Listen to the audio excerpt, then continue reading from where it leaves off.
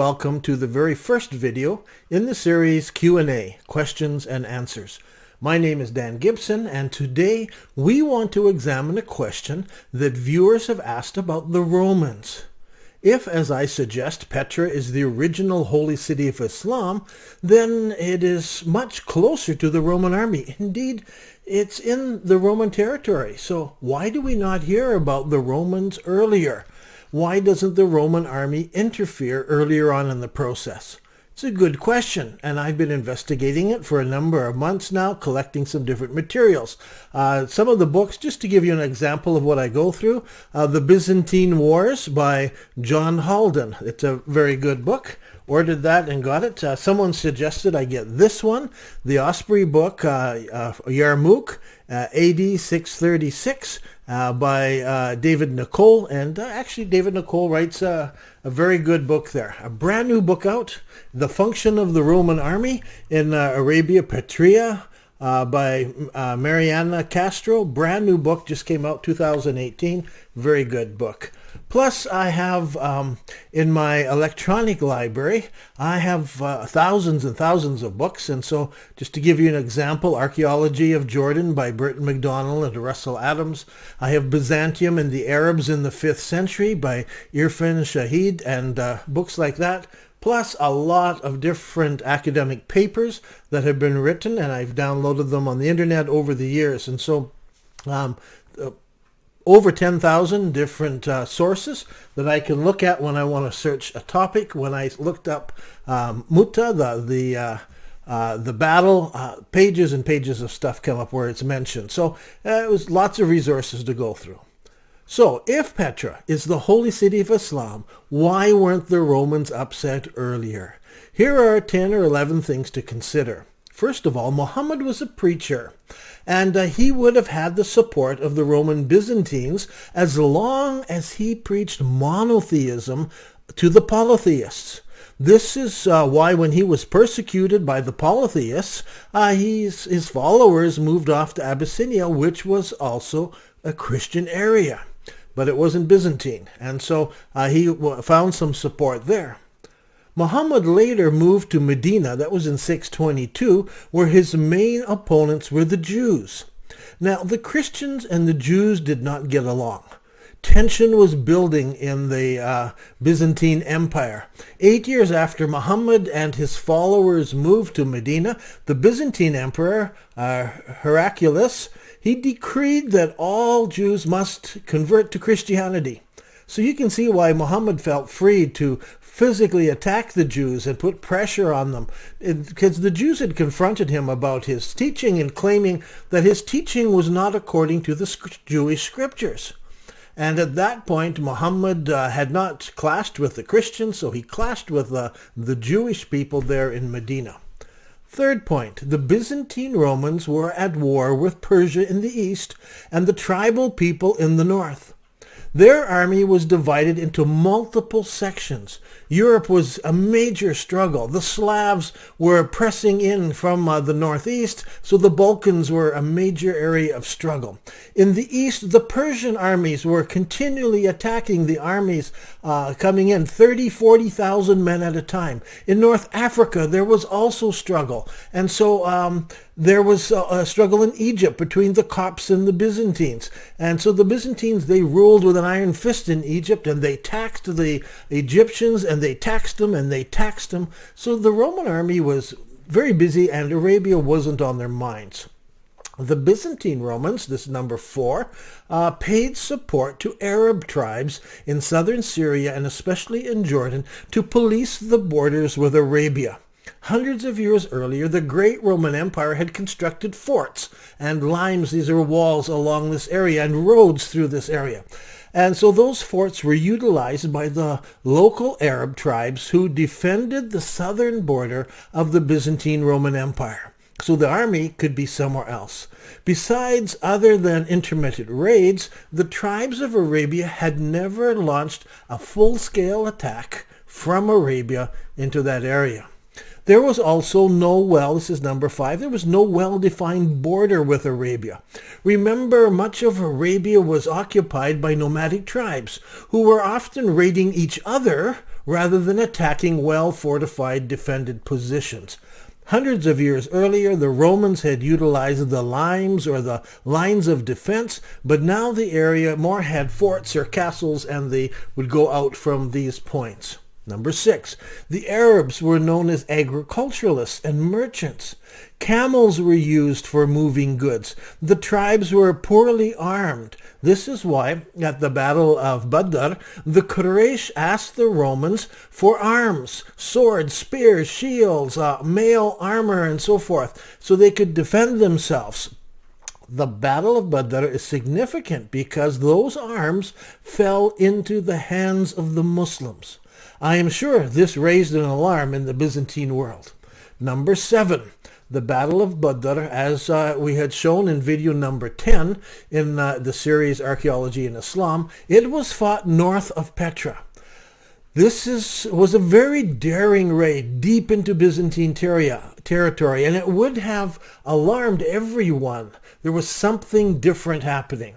In order to mobilize, several things had to happen for the Byzantines. First of all, those Arab tribes defending the Romans had to meet and agree, and they had to organize themselves against a major threat. B, for this point, they would have needed to send delegations off to the Romans.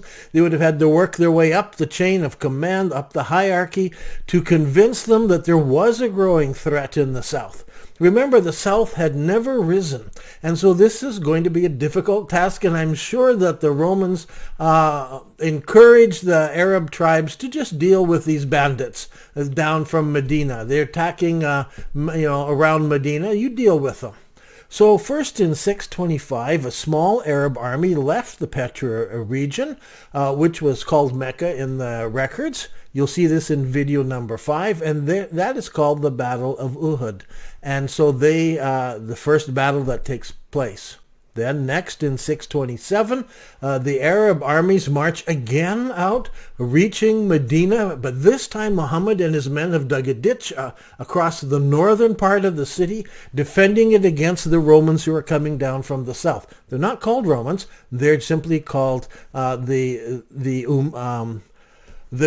tribes coming out of Mecca. Okay, so remember, Mecca was known as Petra at this time. We've shown that in our earlier videos as well. So where were the Romans? Well, it becomes clear that the Arab tribes were the agents of Rome. This is the 8th item I want you to notice, and that is, and I'm sure that it wasn't until this book by Mariana Castro that it really came clear to me that there was no military presence of Romans in Petra. They're all over the place. She lists a couple hundred places where there are Roman forts and everything else, none in the city of Petra. At least we haven't discovered them to this date. So no major military presence in the city that we know of. It was truly a religious city. Oh, there were Roman soldiers and officials who were buried in Petra, but no big barracks and no big fortifications there that we can find. Now, remember, Petra at this time was not the capital city of the Roman province, Petria. That was in Bosra, in southern Syria. So the Roman soldiers were in Bosra, in the capital, but Petra in the south was just policed by local tribes, the Quraysh among them. So when the Quraysh marched into Arabia, they would have gathered fighters from the surrounding tribes. At Uhud, there were only 3,000 soldiers and 200 cavalry. That would be on the Roman side. And at the Battle of the Trench, the armies arrived with, the Muslim accounts tell us, about 10,000 soldiers. This number may have been exaggerated. It's hard to tell. And when we come to Muta, the next big battle, there might have only been a handful of Roman actual soldiers there. The vast majority would have been local tribesmen, and along with them pressed farmers and even city dwellers. So they would have gathered as big as they could get. Al-Tabari says somewhere between 100,000 and 200,000. He doesn't give us a good number. Professor Walter Kagi, who estimates there might have been 100,000 soldiers in the entire Roman army. That includes the Balkans and over in Persia and over in all the various places that they were, which included Italy and North Africa and so forth. So maybe they gathered together 10 or 20,000 on the Roman side, and there were about 3,000 on the Muslim side. After all, who can count in the middle of a battle? There is no official record on the Christian side, so we go by what the Muslims say, but recognize maybe the numbers were a bit inflated. That brings us to number 9. There were no official Roman Byzantine army records of the Battle of Muta. It doesn't exist. When I'm going through this book here by Haldon, he doesn't even mention Muta. It doesn't appear in the records that he's following through of the Byzantines. So obviously that army at Muta was not under Roman control, but under the Arab tribes that was there. It was an Arab-controlled army. Number 10, when the Romans do come on the scene, the emperor, he builds a wall from Gaza over to the south end of the Dead Sea, and he builds that wall there, and that's where they draw the line against Arabia. So along comes Abu Bakr a couple years later, and he's trying to convince the Arab tribes to join him, and so he just looks and says, oh, let's just go into Egypt then. So the army marches into Egypt. They also march north. As they're going north, he convinces the local tribes, saying, did you see that comet in the sky? There was this great earthquake, and then a curved sword-looking comet went across the sky, and he said, that's an omen that we are here. And so the tribes in Syria and in parts of Jordan, some of them join with him, and so his army begins to grow. The real battle takes place in Yarmouk in northern Jordan. And that we have the book here, and it describes that battle in 636. So, the Arab tribes are acting on behalf of the Romans. And since we're looking at Petra in the Roman area, as the tribes come down, even as the Quraysh come down, they're acting on behalf of the Romans. So the Romans are involved. It's just not under Roman name. We only hear the local tribal names. Okay?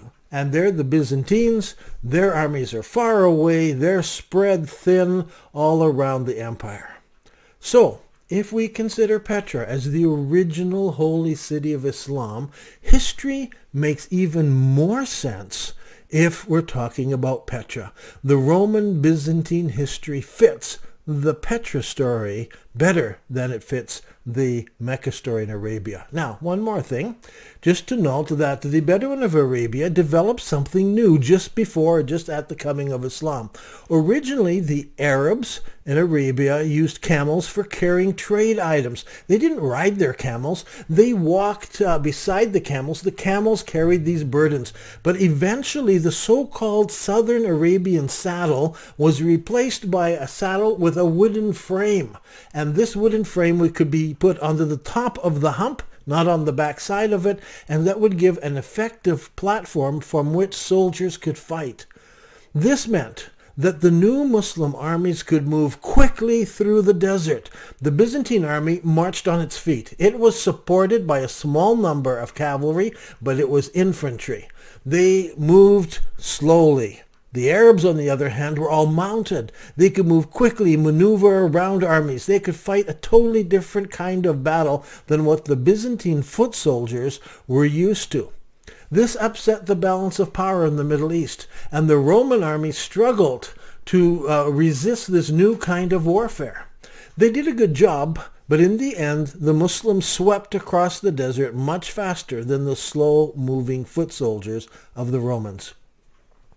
Now, if you have not been following from the very beginning what we've been talking about here with Petra and Mecca, then the documentary film The Sacred City is a good place to start. Watch that, then watch the series Archeology and Islam, and that'll catch you up into what we're discussing here. I'm Dan Gibson, and this has been the first video in the series Questions and Answers. I have over 100 emails on my computer that need answering from viewers who have written in, and I will attempt to answer some of those questions in future videos in this series.